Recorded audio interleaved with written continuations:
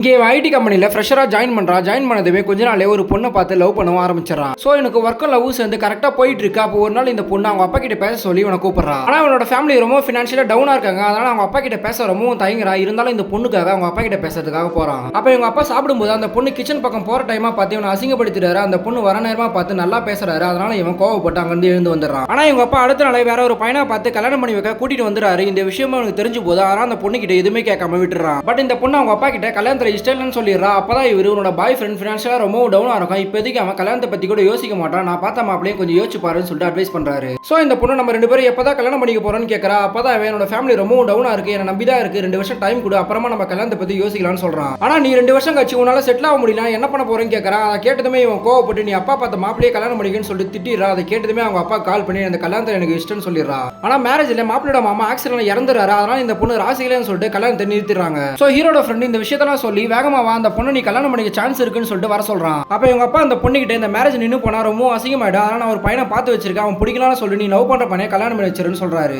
ஆனா இந்த பொண்ணு நீங்க வேணாம்னு சொல்லி அசிங்கப்படுத்திட்டீங்க, இந்த கல்யாணம் நின்னு போனதுக்காக அவன ஒரு பேக்கப் ஆப்ஷனா யூஸ் பண்ண மாட்டேன், நீங்க எந்த மாப்பிளைய சொல்றீங்களோ அவனே நான் கல்யாணம் பண்ணிக்கிறேன்னு சொல்லிட்டு கல்யாணம் பண்ணிக்கிறா.